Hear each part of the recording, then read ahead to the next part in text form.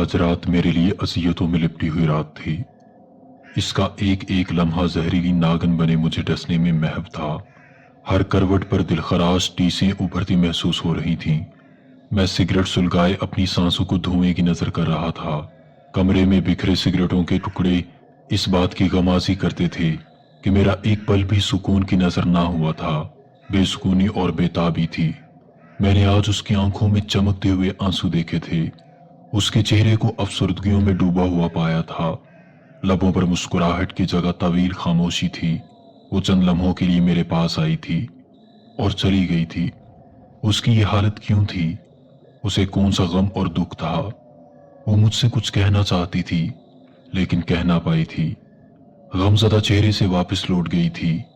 اس کا اداسیوں میں بھرا دکھوں میں بھیگا چہرہ بار بار میری بےتابی میں اضافہ کرتا چلا جا رہا تھا۔ اس کے مسکراتے ہوئے لبوں پر دکھ کیوں تھا؟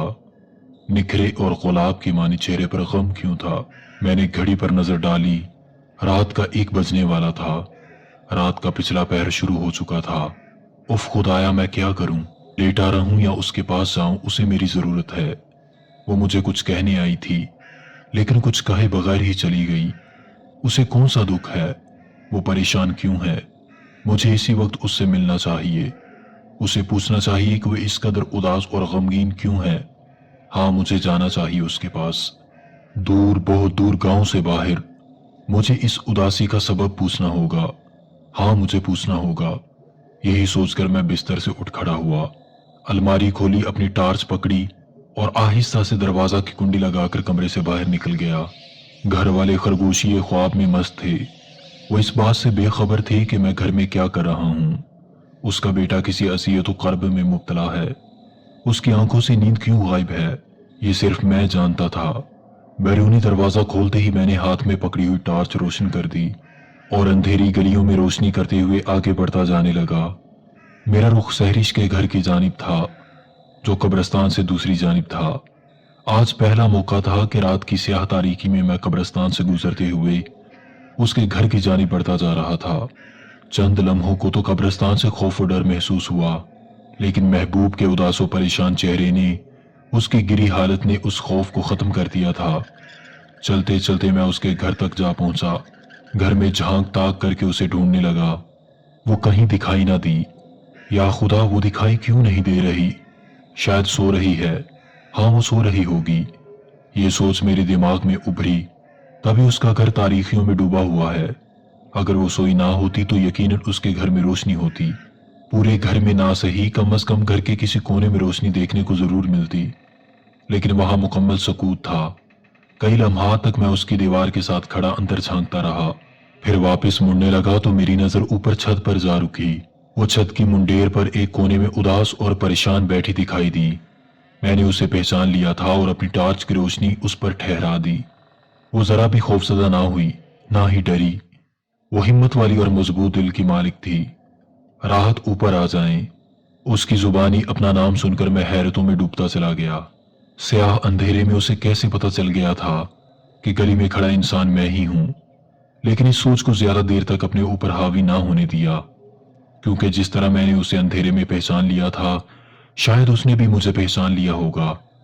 لیکن مجھے اس کے باپ کا خوف تھا۔ اسے دیکھا نہ تھا۔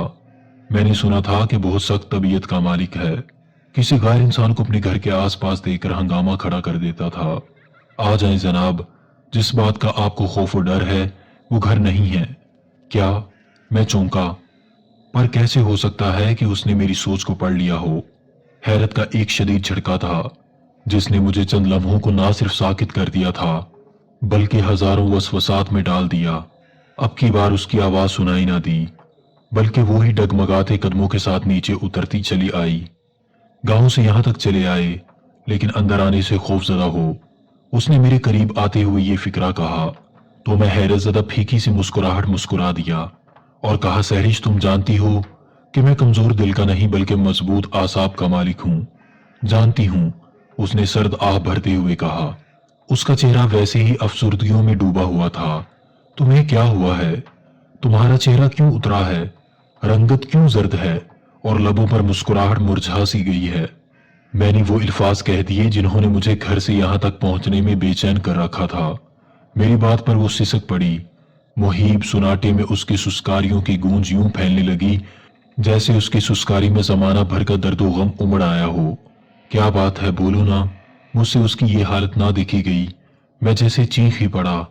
راحت، ایک بات تم سے کہنی ہے، اس نے روتے روتے کہا۔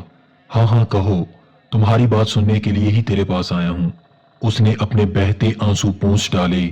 شاید میرے لفظوں نے اسے بہت بڑا سہارا دے دیا تھا۔ اس نے ایک گہری نظر مجھ پر ڈالی۔ کتنی محبت کرتے ہو مجھ سے؟ اس کی بات پر میں اچھل پڑا۔ ایک گہری نظر اس پر ڈالی جیسے کہہ رہا ہوں کہ یہ تو تم بھی جانتی ہو کہ میں تم سے کتنی محبت کرتا ہوں، لیکن خاموش رہا۔ وہ خود ہی بولی، جانتی ہوں بہت زیادہ کرتے ہو۔ میں یہ بھی جانتی تھی کہ تم میری پریشانی سے متعلق جاننے کے لیے یہاں میرے پاس ضرور آؤ گے۔ اسی یقین کے تحت تمہاری منتظر رہی اور تم آ گئے، لیکن میری جان، مجھے اپنانے کے لیے تجھے ایک کڑے امتحان سے گزرنا ہوگا۔ امتحان؟ میں نے ٹوٹے ہوئے لفظ ادا کیے۔ ہاں، امتحان۔ اگر تمہیں مجھ سے سچی محبت ہوگی تو اس امتحان سے ضرور گزر جاؤ گے۔ سہرش، تمہیں پانے کے لیے ایک تو کیا ہزاروں امتحانوں سے گزرنا پڑا تو پیچھے نہ ہٹوں گا۔ گھر کے کمرے دیکھ رہے ہو نا، سبھی خالی ہیں، یہاں میرے علاوہ کوئی اور نہیں ہے۔ ہاں ہاں دیکھ رہا ہوں، بلکہ پوچھنا چاہتا تھا کہ تیرا بابا کہاں ہے؟ اس نے سرد آہ بھری اور کہا، راحت، یہی امتحان ہے، میرے بابا کو کسی نے اغوا کر لیا ہے۔ کیا اغوا؟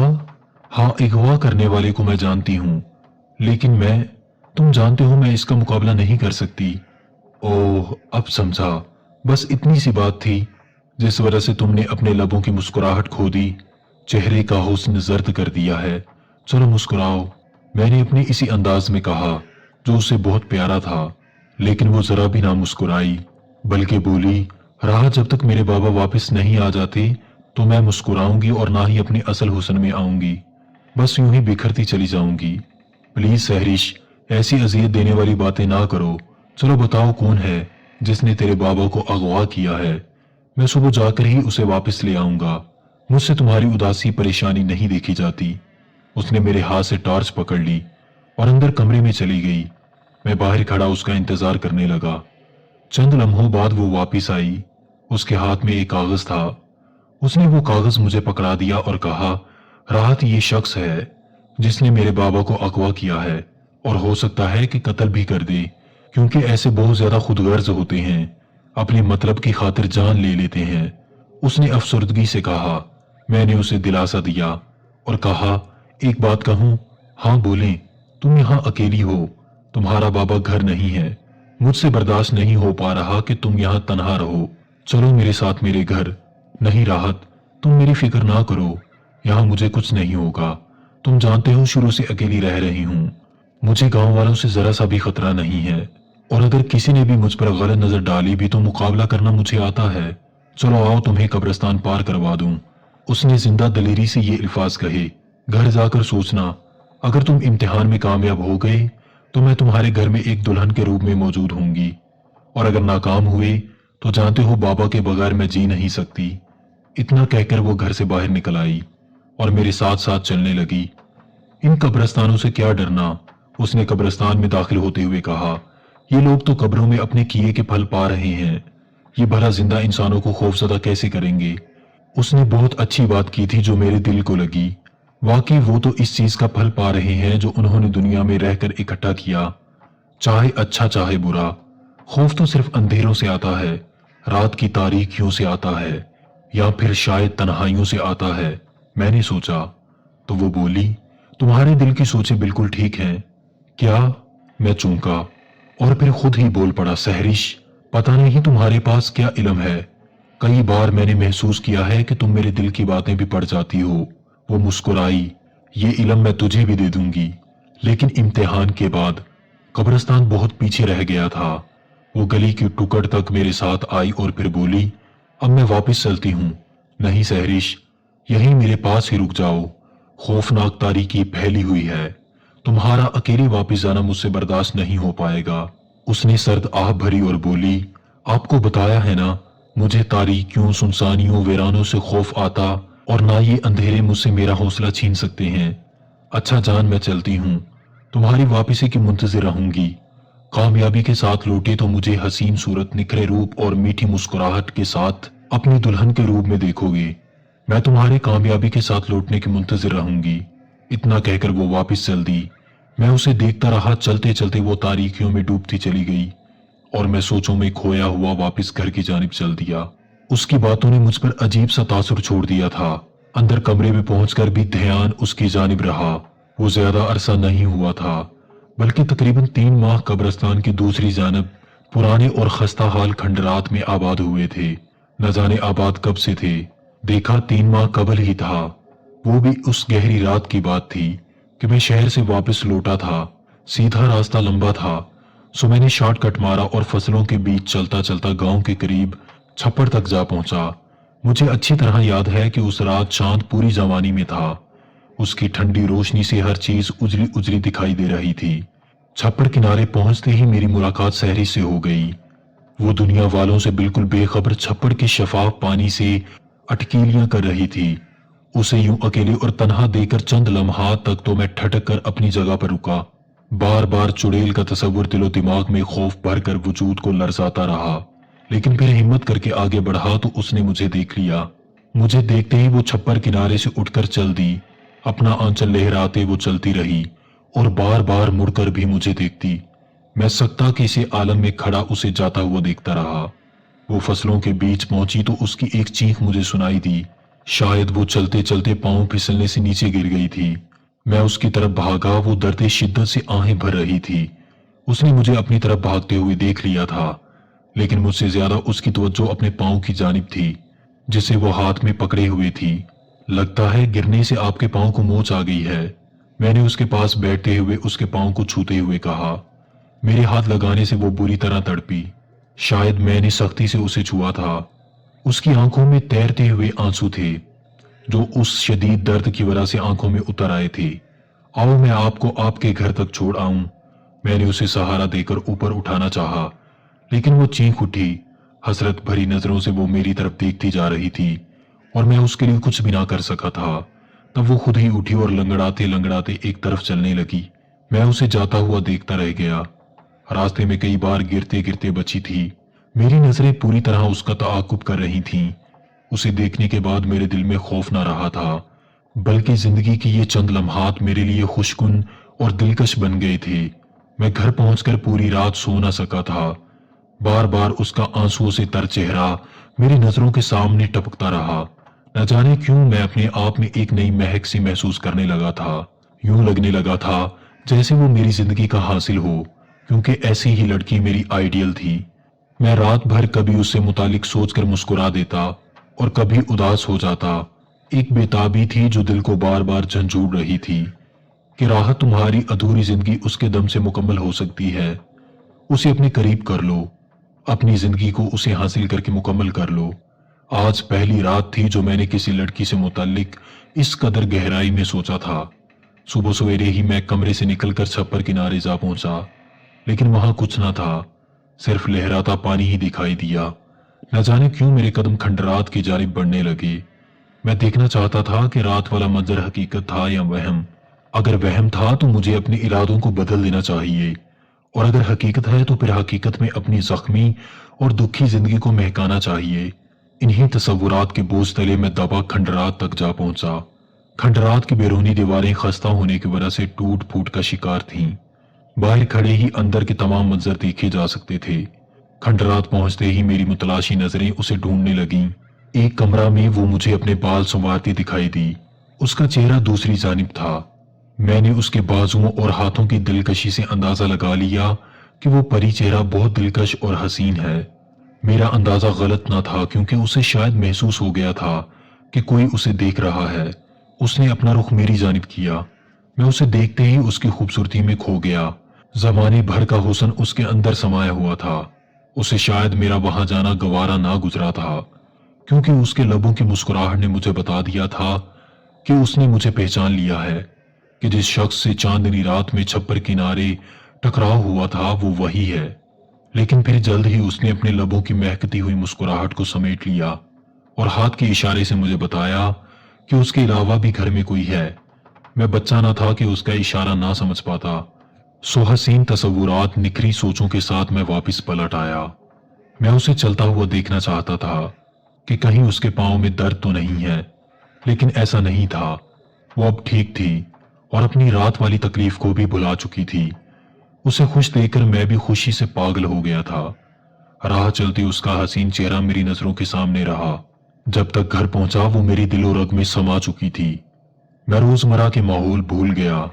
सिर्फ याद था कि उसका चेहरा, उसकी मुस्कुराहट, मेरी नजरें हर वक्त खंडरात का ताकुब करती रहती। मैंने अपने किसी यार बेली को इससे मुतालिक कुछ ना बताया। मैं जानता था कि अगर किसी को बता दिया तो वो मुझसे भी ज्यादा उसमें दिलचस्पी लेने लगेंगे, बल्कि मैं हस्बे आदात उनके दिलों में खौफ ही भरता रहता था। जिन भूतों के झूठे किस्से सुनाकर उन्हें खंडरात से खौफजदा करता रहता। लोग तो पहले ही खंडरात से कतराते थे। उसकी मोहब्बत ने मुझे जमाने वालों से जुदा करके रख दिया था। ना किसी से बातें करना अच्छा लगता था और ना ही खेल कूद में दिलचस्पी रही थी। बस यही दिल चाहता था कि बिल्कुल तन्हा रहूं और उससे मुतल्लिक सोचता रहूं। लेकिन उसे क्या खबर कि मैं उससे शदीद मोहब्बत करने लगा हूं। उसके बिना जीने का तसव्वुर भी घायल कर रहा था। मुझे दिल की पोशीदा बातों को उस पर अया कर देना चाहिए। मैं अपने इन खदशात को भी उस पर वाज़िया कर देना चाहता था कि जो मेरी जिंदगी को ना सिर्फ तलख बना रहे थे बल्कि अजियत से मेरे अंदर जहर घोल रहे थे, कि अगर उसने मुझे ठुकरा दिया तो मेरा जीना मुश्किल हो जाएगा।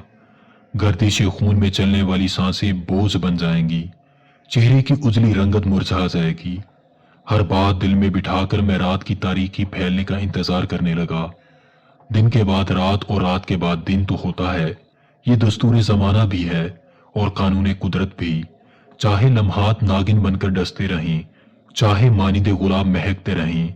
सो धीरे धीरे वक्त गुजरता रहा। चमकता सूरज बेजान रोशनी के बाद जमीन में अपनी गर्दन धंसता हुआ जमीन को तारीकियों के सुपुर्द करके रोपोश हो गया।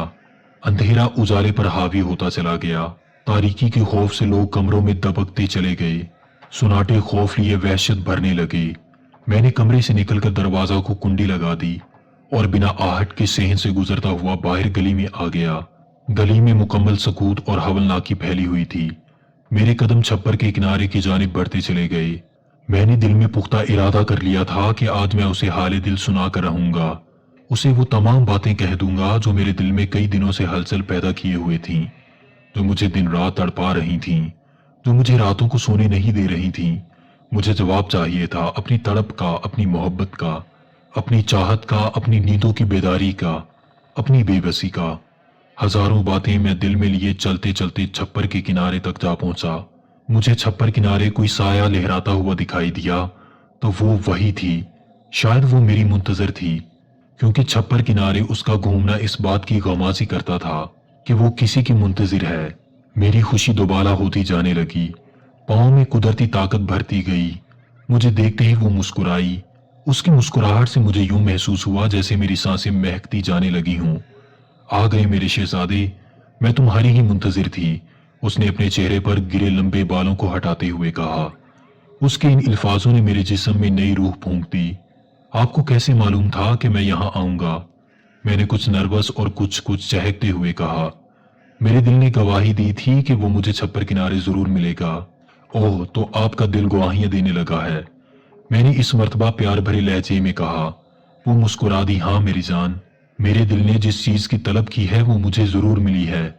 मैं उसकी बात पर उछल पड़ा और कहा, आपने मेरी तलब की थी? हाँ, शदीद तलब, उसने दुपट्टा का पहलू उंगलियों में दबाते हुए कहा। मुझे उसका शर्माना महफूज कर गया। जी चाहा कि वो यूं ही हमेशा और सदा के लिए मेरे सामने इसी तरह मुस्कुराती रहे, शर्माती रहे, और मैं उसकी इन अदाओं से अपनी सांसों को महकाता रहूं। और फिर मैंने उससे वो तमाम बातें कह डाली जिन्होंने कई दिनों से मुझे बेचैन और बेताब कर रखा था। मेरी मोहब्बत का जवाब तो मुझे पहले ही मिल गया था, लेकिन हाले दिल और बेताब ये दिल सुनाना जरूरी था। वो मुस्कुराती रही और मैं सुनाता रहा, लेकिन यकदम मेरे दिल में एक वसवसे और खौफ ने जन्म लिया। न जाने क्यों रात की तन्हाई में हसीन लड़की का तन्हा मुझे अंदेशों में गिरफ्तार कर गया। तब मैंने पूछ लिया, क्या आपको तन्हाइयों और अंधेरों से खौफ नहीं आता? मेरे लफ्जों पर वो मुस्कुरा दी। मुझे अंधेरे अच्छे लगते हैं, जानते हो दिन भर बाबा घर में रहते हैं, कहीं बाहर निकल नहीं सकती, और रात को वो चले जाते हैं। वैसे भी बाबा ने मुझे दिन में ना निकलने का हुक्म दे रखा है। انہوں نے کہا ہے کہ تم اس وقت گھر سے نکلا کرو جب تمام بستی والے محو خواب ہوں، کوئی تجھے دیکھنے والا نہ ہو۔ میرے بابا میرے بے پناہ حسن سے خوف زدہ ہیں۔ انہیں معلوم ہے کہ اگر کسی نے مجھے دیکھ لیا تو پھر وہ ہمارے گھر کے چکر لگانا شروع کر دے گا، جیسا کہ آپ لگاتے ہیں۔ میں اس کی بات پر حیران رہ گیا اور خوش بھی ہوا کہ اس کی سوچیں اور میری سوچیں پوری طرح عکاسی کرتی ہیں۔ میں بھی یہی چاہتا تھا کہ اسے میرے علاوہ کوئی دوسرا نہ دیکھے، اور اس کی بھی خواہش تھی کہ وہ کسی اور کو دکھائی نہ دے۔ ویسے بھی میری جان، اندھیروں ویرانوں سے خوف کیسا؟ خوف تو دلوں میں ہوتا ہے، اندھیرے انسان کو کچھ نہیں کہتے۔ میں نے تمہیں اس لیے منتخب کیا ہے کہ تم بھی ویرانوں اندھیروں سے خوفزدہ نہیں ہوتے۔ مجھے کمزور دل انسان اچھے نہیں لگتے۔ میری خواہش تھی کہ میں اسے اپناؤں، اسے محبت دوں جو اندھیروں میں آگے ہی آگے بڑھا جائے۔ اس نے سچ کہا تھا، واقعی مجھے ویرانے سنسانے اندھیرے خوفزدہ نہیں کر سکے تھے۔ میں شروع سے خطروں کا کھلاڑی تھا، حالانکہ لوگ مجھے جن بھوتوں چڑیلوں کے قصے سنا کر اندھیروں سے خوفزدہ کرتے رہتے تھے، لیکن میں نے کبھی ان کی باتوں پر دھیان نہ دھرا تھا۔ لگتا ہے ماضی میں کھو گئے ہو۔ اس کی بات نے مجھے چونکا دیا۔ تم نے کیسے جان لیا کہ میں ماضی کے تصورات میں کھویا ہوں؟ میری بات پر وہ مسکرا دی اور بولی، میرے بابا نہ ہاتھ شناس ہیں نہ چہرہ شناس، بلکہ وہ انسان کی سانسوں کی گونج سن کر بتا دیتے ہیں کہ اس کے دل میں کیا ہے، اور بابا نے اپنے علم کا کچھ حصہ مجھے بھی دیا ہے۔ کیا؟ میں چونکتے ہوئے بولا۔ مجھے یوں لگا جیسے اس نے میرے دل کی بات کہہ دی ہو، کیونکہ مجھے بھی بچپن سے ایسے ہی علموں کی جستجو رہی۔ اس کا مطلب ہے کہ مجھے آپ کے بابا کی بھی غلامی کرنی پڑے گی تاکہ میں بھی ایسے علم حاصل کر سکوں۔ وہ میری اس بات پر ایک دم اداس ہو گئی اور بولی، جان، میں اپنے بابا کی فطرت سے بخوبی واقف ہوں۔ وہ میرے لیے نرم دل اور باقی سب لوگوں کے لیے سخت طبیعت رکھتے ہیں۔ بلکہ میں کہنے والی تھی کہ دن کی روشنی میں آپ کھنڈرات میں نہ آیا کریں۔ میں وعدہ کرتی ہوں کہ ہر رات آپ سے یہاں مل لیا کروں گی۔ آپ کی طرح میرے دل میں بھی بے چینی رہتی ہے۔ جب تک آپ کو دیکھ نہ لوں چین نہیں آتا۔ ویسے مہکتے تو آپ میری سانسوں میں ہیں، لیکن آپ سے باتیں کرنا اچھا لگتا ہے۔ لیکن شہزادے، ایک بات بتاؤ، میرے لیے کچھ کر سکتے ہو؟ آپ کے لیے میں اپنی جان دے سکتا ہوں، زمانہ والوں سے لڑ سکتا ہوں۔ وہ مسکرا دی اور بولی، بس جان، یہی چاہتی ہوں کہ آپ میرے لیے اتنا کچھ کر جائیں کہ بابا تم پر راضی ہو جائیں اور بن مانگے ہی میرا ہاتھ آپ کے ہاتھوں میں دے دیں۔ کاش ایسا ہو جائے۔ میں نے کہا تو وہ مسکرا دی اور بولی، آپ کا دوست فیاض، بس آپ اس سے نہ ملا کریں، وہ اچھا انسان نہیں ہے۔ فیاض کا نام سنتے ہی میرے تن بدن میں آگ لگ گئی، کیونکہ میں اس کی فطرت سے بخوبی واقف تھا۔ تبھی میں نے کہا، بتاؤ کیا کہا اس نے؟ سہرش روحانسی ہو گئی اور بولی، بس آپ اس سے ملنا چھوڑ دیں، پلیز سہرش، بتاؤ تو صحیح، اس نے کیا کہا ہے آپ سے؟ مجھے صرف بتا دو، پھر دیکھنا اس کا وہ حال کرتا ہوں کہ وہ تمام زندگی یاد رکھے گا۔ پلیز بتاؤ کیا کہا ہے اس نے؟ میں غصے سے تپتے ہوئے بولا، کل شب میں یہاں تمہارا انتظار کر رہی تھی کہ وہ کہیں سے چلا آیا، مجھے تنہا دیکھ کر اس کی آنکھوں میں ہوش بھر آئی۔ چھی بری شکل والا۔ میں نے اس کے منہ پر تماچا دے مارا، لیکن وہ نہایت بے غیرت ثابت ہوا۔ دھمکیاں دے کر گیا تھا کہ اس تھپڑ کا بدلہ ایسا لوں گا کہ تم اپنے آپ کو بھی منہ نہ دکھا سکو گی۔ سہرش کی باتوں نے میرے دماغ میں تیش بھر دیا۔ میں چیخا، اس کی یہ جرت، اس کا ایسا حال کروں گا کہ یاد کرے گا۔ نہیں جان، نہیں، آپ اسے کچھ نہ کہنا، خواہ مخواہ دشمنی پڑ جائے گی، بس اس سے کنارہ کشی اختیار کر لیں۔ نہیں سہرش، نہیں، میری خاموشی سے وہ فائدہ اٹھا سکتا ہے اور تمہیں کوئی نقصان پہنچا سکتا ہے۔ میری بات سن کر وہ مسکرائی اور بولی، شہزادے، اب میں جان گئی ہوں کہ میرا انتخاب غلط نہ تھا۔ میں نے کسی جرت مند انسان سے محبت کی ہے، بہادر انسان کو چاہا ہے۔ اگر تم نے فیاض کو سبق سکھانا ہی ہے تو پھر تم اس کا قتل کر دو۔ کیا؟ سہرش کی بات پر میں لرزا۔ ہاں، میں نہیں چاہتی کہ اس کے درندے نما پنجے میری گردن تک پہنچیں۔ مجھے اپنی سانسیں بہت پیاری ہیں، میں تمہارے لیے جینا چاہتی ہوں۔ وہ بات کرتے کرتے سسک کر رو پڑی۔ ٹھیک ہے، ایسا ہی ہوگا۔ تمہیں میں نے کہا ہے نا کہ میں تمہارے پیار میں بہت آگے نکل جاؤں گا، سو یہ کام میرے لیے اتنا اہم نہیں۔ اس ذلیل کو اب جینے کا کوئی حق نہیں ہے۔ اچھا جان، اب میں چلتی ہوں۔ اتنی دیر میں کبھی بھی باہر نہیں رہی، بس تمہارے پیار نے مجھے روکے رکھا۔ سوچتی ہوں کتنی قسمت والی ہوں کہ تم میری زندگی میں آئے، ورنہ شاید زندگی تنہائیوں کی نظر ہو جاتی۔ کبھی کبھی تنہائیاں مجھے ڈسنے لگتی ہیں، اپنے آپ سے بھی بیزار ہونے لگتی ہوں۔ آئینہ کے سامنے کھڑے ہو کر اپنی حسین جوانی دیکھ کر سوچا کرتی تھی کہ مجھے چاہنے والا کیوں نہیں ملتا۔ کوئی ایسا شخص جو میری اتنی تعریف کرے، میں نازاں ہو سکوں کہ واقعی میں بہت حسین ہوں، بہت دلکش ہوں۔ اتنا کہہ کر اس نے اپنا آنچل لہرایا اور پگ ڈنڈیوں پر چلنے لگی۔ میں اس کا پیار دل میں لیے اور فیاض کے لیے آتشی انتقام لیے واپس چل پڑا۔ گلی کی نکڑ پر پہنچا ہی تھا کہ مجھے ایک دل خراش چینخ سنائی دی۔ میں تڑپ سا گیا۔ یہ چینخ سحرش کی ہی تھی۔ راحت، یہ الفاظ لہراتے ہوئے میرے کانوں تک پہنچے۔ میں پاگلوں کی طرح واپس بھاگ پڑا۔ کھیتوں کو چیرتا ہوا قبرستان جا پہنچا۔ وہ قبرستان میں بے ہوش ملی۔ ایک قبر کے ساتھ خون میں لت پت تھی۔ سر سے فواروں کی مانند خون بہہ رہا تھا۔ سحرش، سحرش، میں نے تڑپتے ہوئے اسے تھام لیا اور اسے ہوش میں لانے لگا۔ میرے گلے میں مفلر تھا۔ میں نے اس مفلر سے اس کا سر باندھ دیا۔ بہتا خون رکنے لگا اور پھر اسے ہوش دلوانے لگا۔ اس نے دھیرے دھیرے اپنی آنکھیں کھول دی، حسرت بھری نظریں میرے چہرے پر ڈالیں۔ اس کے لب کپ کپائے، آواز لہرانے لگی، جان، جان، وہ یہاں ہی چھپا ہوا ہے۔ کون؟ کون؟ بتاؤ کون؟ میں نے آگ کی تپش نظروں میں لاتے ہوئے کہا، وہی آپ کا گھٹیا سوچوں والا دوست۔ سحرش کی زبانی فیاض کا نام سن کر میں آگ بگولا ہو گیا اور چیختے ہوئے بولا، میں اس بے غیرت اور ذلیل انسان کو نہیں چھوڑوں گا۔ کہاں چھپا ہے وہ؟ میں نے سحرش کو قبر کے قریب لٹایا اور قبرستان میں فیاض کی تلاش کرنے لگا۔ میں بالکل وحشی ہو چکا تھا۔ سر پر موت کا بھوت سوار تھا۔ میں چیختے چیختے اسے پکارتا جا رہا تھا کہ باہر نکل ڈرپوک انسان، چھپ بیٹھا ہے، باہر نکل، تیرے جسم کے ٹکڑے نہ کر دوں تب کہنا۔ میں نے اس کو تلاش کرتے کرتے پورا قبرستان چھان مارا، لیکن وہ مجھے کہیں بھی دکھائی نہ دیا۔ تب میں دوبارہ سحرش کے پاس آیا۔ وہ درد شدت سے کراہ اور سسک رہی تھی۔ میں نے اسے حوصلہ دیا، تسلیاں دیں اور کہا، جب تک میں اس خبیث انسان کو قتل نہ کر دوں گا چین سے نہیں بیٹھوں گا۔ چلو آؤ، میں تمہیں تمہارے گھر چھوڑ آؤں۔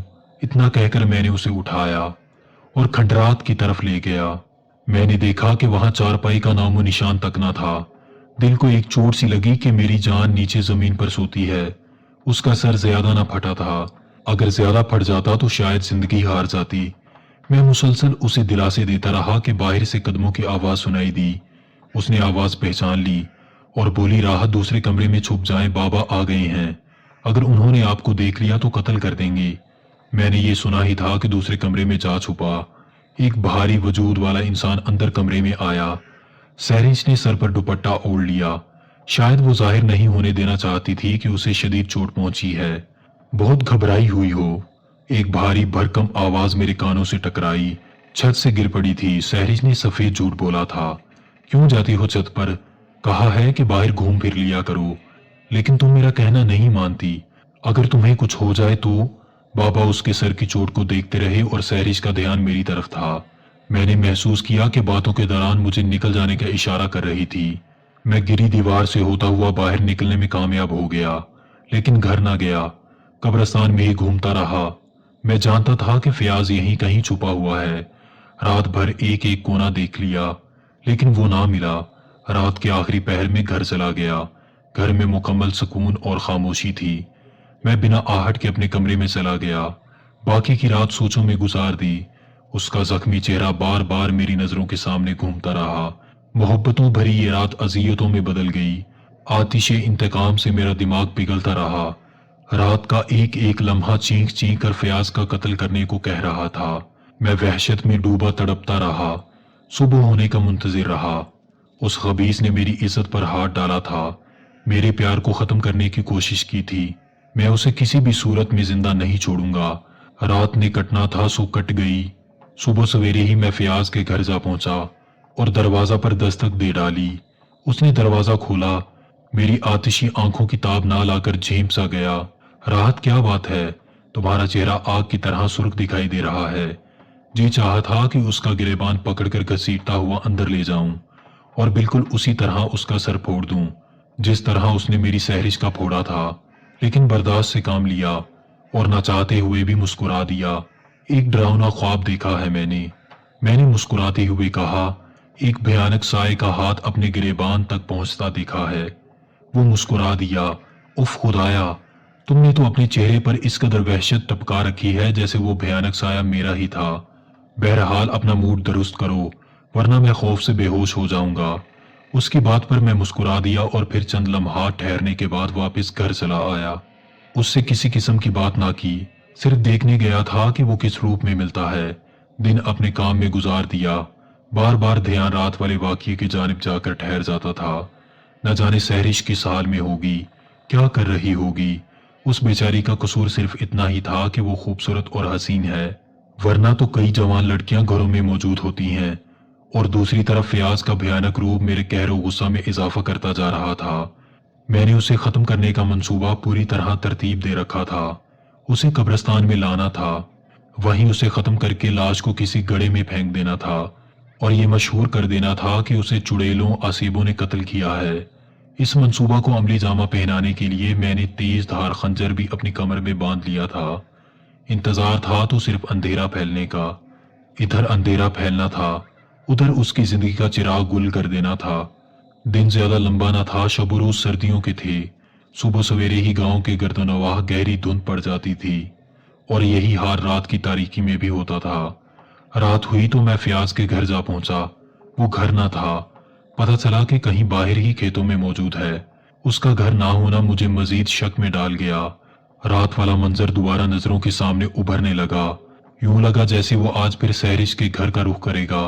सहरिश का ख्याल आते ही मैंने अपना रुख कब्रिस्तान की जानिब कर लिया। कब्रिस्तान पहुंचकर मुझे यूं महसूस हुआ जैसे वहां कोई मौजूद हो। कौन है, कौन है, मैंने बहादुरी से कहा।